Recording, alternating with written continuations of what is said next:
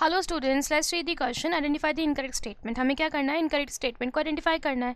Okay, पहला है reserve material in prokaryotic cell are stored in the cytoplasm in the form of inclusion body. जो reserve material होता है prokaryotic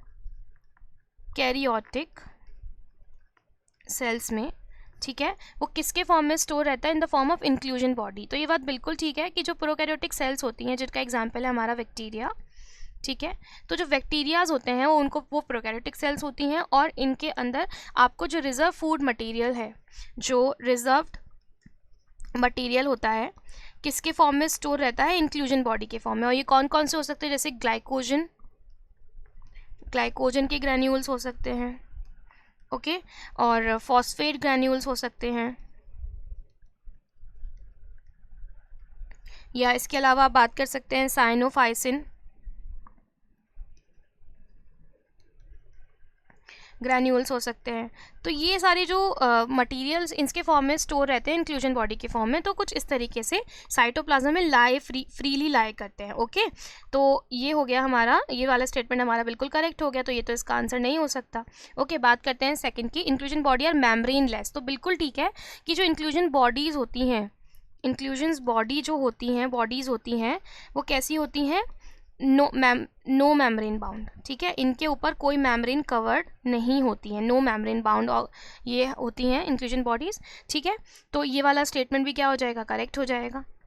उसके बाद लिखा है gas vacuole are found in blue, green and purple and green photosynthetic bacteria. तो ये बात भी ठीक है कि गैस वैक्यूल्स जो होती हैं, there are different kind of vacuole, जिसमें से एक होती हैं गैस वैक्यूल जो किसके अंदर मिलती हैं आपको? ब्लू ग्रीन एल्गी,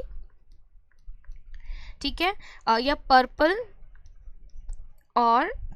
एंड जो ग्रीन फोटोसिंथेटिक बैक्टीरियाज होते हैं, उनको पानी में जो फ्लोट कराने के लिए रिस्पॉन्सिबल होती हैं गैस वैक्यूल्स। उसके अलावा ऑक्सीजन को ट्रैप करने में भी क्या करती हैं? हेल्प करती हैं फॉर दी तो आप कह सकते हो कि फोटोसिंथेटिक जो बैक्टीरियाज होते हैं, ठीक है, उनके अंदर गैस वैक्यूल जो हैं वो प्रेजेंट होती हैं। तो ये वाला स्टेटमेंट भी क्या हो गया? करेक्ट हो गया, ठीक है। अब बात करते हैं फोर्थ स्टेटमेंट की। Inclusion bodies are bound to the cell membrane in prokaryote. तो इसमें बोला है कि जो इंक्लूजन बॉडी है वो मेम्ब्रेन से बाउंड रहती है, ठीक है, प्रोकैरियोट्स की, जबकि ये स्टेटमेंट इनकरेक्ट हो गया, क्योंकि अभी हमने डिस्कस किया कि जो इंक्लूजन बॉडी होती हैं वो फ्रीली लाई करती हैं साइटोप्लाज्म में, वो प्लाज्मा मेम्ब्रेन से बाउंड भी नहीं होती हैं, ठीक है, ना तो वो खुद कवर्ड होती हैं किसी मेम्ब्रेन से, और ना ही प्लाज्मा मेम्ब्रेन से बाउंड होती हैं, वो फ्रीली क्या करती हैं? लाई करती हैं साइटोप्लाज्म में, ओके, फ्रीली लाई करती हैं।